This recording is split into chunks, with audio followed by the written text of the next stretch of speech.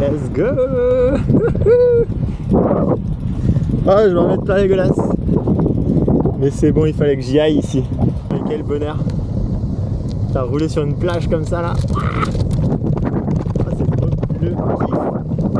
Ouais, bah là je vais m'arrêter là parce qu'il y a de l'eau. Donc j'ai pas envie de me mouiller. Bonjour à tous et bienvenue dans cette nouvelle série de vidéos. Je suis parti pour une nouvelle aventure de quasiment 1400 km. Je l'ai appelée la traversée du Grand Est parce que je vais découvrir toute la région du Grand Est, ou presque. Cette aventure commence ici, au point le plus au nord de la France. Derrière moi, vous voyez la Manche et l'Angleterre. Ça sera une prochaine aventure cet été, sûrement. À ma gauche, c'est la Belgique. À ma droite, c'est les côtes françaises, les côtes de la Manche que j'ai pu traverser l'année dernière. Et devant moi se dresse une nouvelle aventure, la traversée du Grand Est, à travers les routes les plus, on va dire, les plus historiques de France. Historique sur le point de vue cyclisme parce que je vais passer dans des pavés de Paris-Roubaix et je vais essayer de rejoindre le point le plus au nord-est qui se trouve près de Strasbourg, quoi, en passant par les Ardennes historiques, les forêts de la gare 14-18 vers Verdun. Et ensuite, après le point le plus au nord-est, je vais me diriger vers les Vosges où je vais faire la traversée du massif des Vosges pour rejoindre la ville de Dole qui signera l'arrivée de cette aventure dans le début de ce qui est le Jura. Aujourd'hui, là, je pars pour une petite sortie de 100 km. Je vais rejoindre Lille et puis voilà, il va pas se passer grand chose, donc on va vite se retrouver à demain, je pense. Allez, c'est parti pour la route.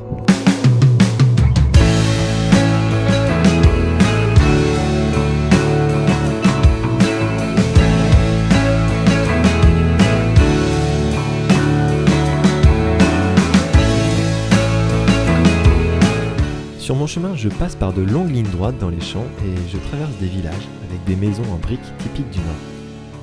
C'est pas l'étape la plus intéressante, alors je rejoins rapidement Lille pour y dormir à l'hôtel avant l'étape de demain.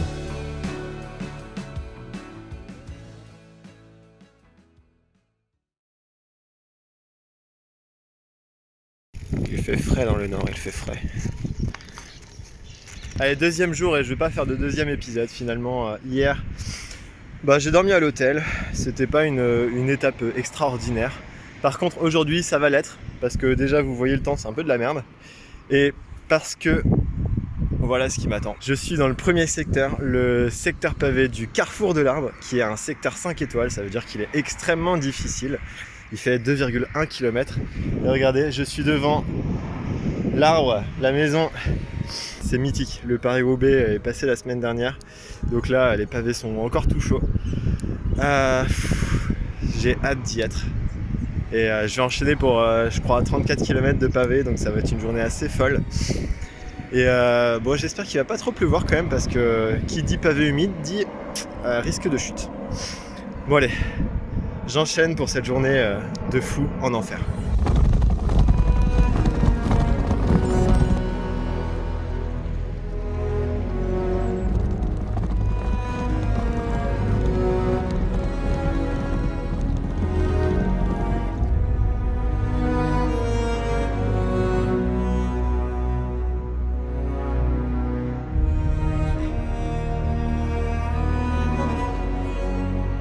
Là, j'attaque un secteur 5 étoiles. C'est le secteur de Mont-Saint-Pével qui est réputé pour avoir des pavés assez merdiques. Et puis surtout un secteur de 3 km. Donc c'est le plus long pour l'instant. Alors c'est pas le plus long de tous les secteurs pavés. Le plus long il fait 3,7 km. Au niveau de la forme, ça va. Le matos, ça tient le coup. Je suis là pour en profiter. Je suis aussi là pour en chier. Donc c'est parti.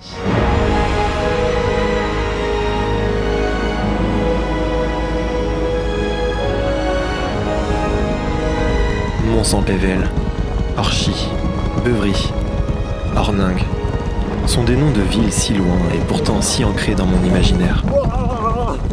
Oh les trous bâtards! Et je me revois gamin devant ma télé, à regarder ces légendes fouler ces pavés. Et secteur 4 étoiles, pavé de la justice, Mont-Saint-Pével. Je me surprends à rêver. Je m'imagine professionnel, Victoire de Van Der Poel, roulant sur le haut du pavé, l'œil vif et l'attention portée sur la meilleure trace, celle qui me fera aller plus vite.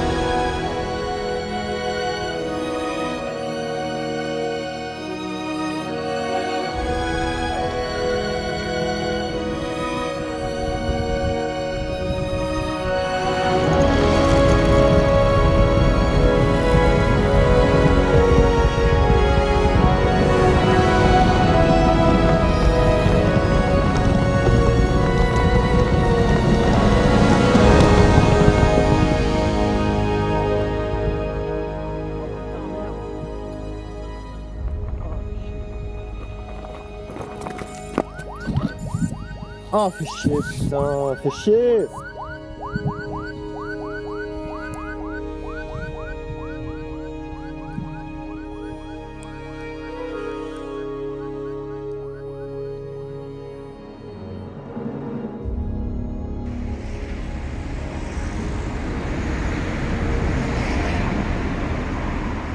Ça commence vraiment à être dur. L'enchaînement des secteurs pavés, c'est ce qui est le plus compliqué, je pense. Quand tu fais 1, 2, 3 secteurs pavés, ça passe, mais enchaîner et tout, c'est comme la traversée des Pyrénées. Un col, ça va, mais enchaîner 2, 3 cols dans la journée, c'est vraiment très dur. Certains secteurs, ils te secouent, mais terrible. Il faut être concentré, mais à 100%, il n'y a pas de droit à l'erreur. Le moindre pavé, un petit peu de travers que tu te prends en pleine face, eh bien, ça pourrait éclater le pneu, la jante et puis d'autres matos. D'ailleurs, j'ai du matos qui en a fait les frais. C'est l'extension pour mettre l'Insta 360 qui était un peu fébrile. J'ai voulu la mettre pour faire une prise et finalement ça n'a pas tenu. Et l'Insta s'est éclaté par terre. Heureusement, j'avais des protèges lentilles. Il est éclaté le truc. Il y a une grosse rayure. Donc si vous voyez des rayures sur les rushs Insta 360, ne vous étonnez pas. Je commence vraiment à être fatigué. Physiquement, ça commence à vraiment être dur. Mais je tiens le bon bout, là, j'arrive dans un enchaînement vraiment très mythique. Orningue, que je viens de passer. Puis après, ça va être le Pongibus. Mythique, c'est pas le plus dur, mais c'est mythique, quoi. Et puis après, le secteur légende, la Trouée d'Arambert. Secteur 5 étoiles. Un peu plus de 2 km. Du pavé irrégulier. Ça a fait la légende et l'histoire de Paris-Roubaix. Et franchement, rien que d'y penser, ça me fout les frissons. Et je pense que je vais faire voler le drone, ça va être incroyable. Donc je finis de bouffer là. Ça fait du bien aussi de manger. Malheureusement il n'y a pas de salé, mais je profite quand même. Et puis oh quel morphale. Et puis je vais reprendre la route.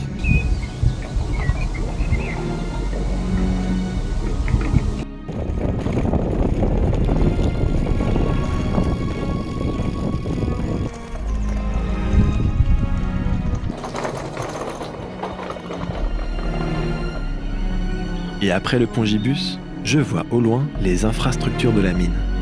La porte des enfers pour les coureurs, la ligne d'arrivée pour moi. Je remonte tous les secteurs en contresens de la course, comme une manière à moi de remonter le temps. J'ai l'honneur de vous annoncer que vous êtes dans la plus belle et la plus grande arène du monde. La Trouée d'Arambert, mon pote. Chaque mètre est une épreuve.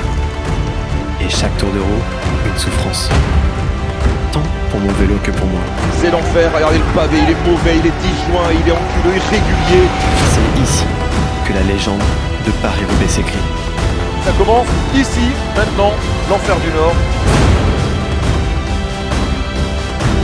C'est ici aussi que tout peut basculer. Une grande chute dans le peloton.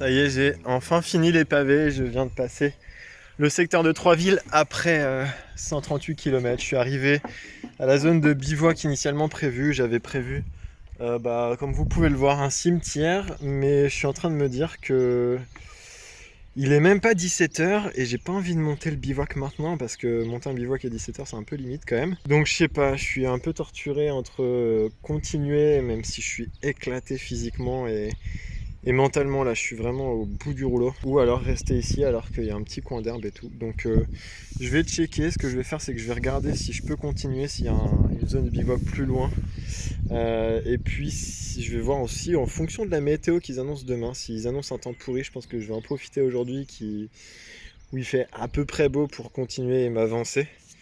Et comme ça, je pourrais partir peut-être un peu plus tard demain ou les autres jours. Donc voilà, je vais réfléchir, je vais prendre un temps pour me poser, j'ai le temps. Enfin bref, je vous tiens au courant. Et voilà, cette étape est terminée. J'ai pu planter ma tente juste ici, juste devant un joli petit étang. Et en vrai, c'est plutôt chouette. Finalement, j'ai fait 10-11 km supplémentaires avec une grosse portion de chemin, avec un peu de boue aussi. Bref, pour atteindre ce petit point, et je suis pas mécontent parce qu'à côté du cimetière ça aurait été un petit peu plus ghetto, moins sympa, un peu plus dans le vent, alors que là, vous entendez, il y a sûrement un tout petit peu de vent, mais je suis dans un cadre plutôt sympathique. Alors après, j'ai pas accès à l'eau, mais j'ai un réservoir de 2,5 litres. J'ai 1,5 litre de flotte dans ma poche à eau Apidura que je vous présenterai parce que franchement c'est un petit bijou. Et je peux rajouter 1 litre dans un item que j'ai depuis longtemps mais que j'ai décidé d'apporter cette fois-ci. C'est une gourde filtrante Katadyn qui fait 1 litre et qui est souple. Donc en fait quand il n'y a pas d'eau à l'intérieur ça prend vraiment pas de place. Et là je peux mettre jusqu'à 1 litre supplémentaire, donc ça me permet de faire bien manger, la vaisselle, ça me permet de boire, etc. Et contrairement à la poche à eau Apidura qui reste vraiment dans la sacoche de cadre, bah là je peux la transporter un petit peu partout, donc finalement c'est assez chouette. J'ai fini cette étape avec 153 km et un peu plus de 34 km de pavés parce qu'il y a des pavés qui n'étaient pas référencés. Finalement c'était vraiment très dur, surtout après la trouée d'Arambert, j'avais plus autant d'excitation. Donc finalement, je sais pas, les 3 derniers secteurs pavés étaient vraiment plus durs que les autres.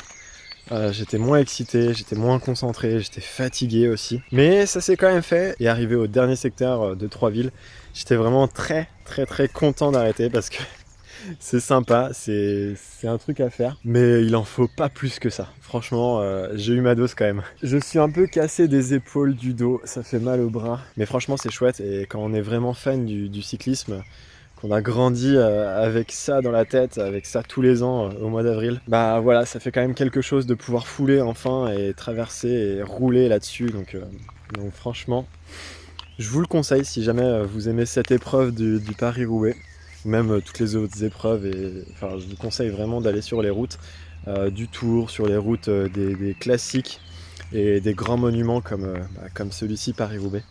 C'est franchement, on ressent la vibration, on ressent les énergies de la course et c'est juste incroyable comme expérience. Bref, je vous laisse, je pense que je vais passer une très bonne nuit. Je vais pouvoir tester pour la première fois mon nouveau matelas et mon kilt. Je vous en dirai des nouvelles demain pour voir si ça fonctionne bien. Dans le prochain épisode, je pense que je vais commencer à traverser les Ardennes. Je sais pas du tout ce qu'il y a à voir. Donc voilà, ça se trouve il n'y aura pas grand chose. Et plutôt que de faire un épisode par étape, peut-être que je ferai un épisode toutes les 2 étapes. Donc bref, à voir, ça de toute façon vous en foutez un petit peu, c'est un peu le background.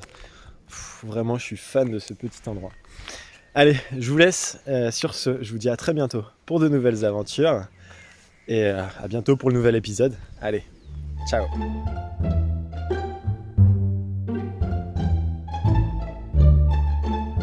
Avec la gourde et tout. La gourde. Pour boire. Ah oui. Faut mettre un petit peu de jaune dedans. Non, peut-être pas de jaune. C'est un coup à pas rouler droit, ça. De toute façon, déjà, même en roulant en jeun, on roule pas droit ici. Ah. Bon, je vais aller parce que moi, je suis un véhicule lent. Moi.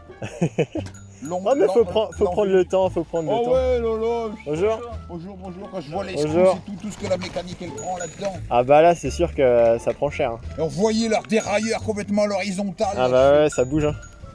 Mais c'est bien, ça se coule le cocotier. Ouais, mais non, ça réveille. Après, le matin, comme ça réveille. Non, mais allez, attention pas le crevaison. Ouais. Je fais gaffe, je vais dire ça va crever, je vais dire j'ai mis ça noir. Ah ouais, non, bah ça va aller. Et puis alors, un truc qu'il faut surtout pas aller, c'est à Lutèce. Enfin, à Paris en français. Ah bah oui. Lutèce. Ah non, mais Paris, c'est. Ah non, mais Claude Paul là. C'est l'enfer. Nous, ne va pas.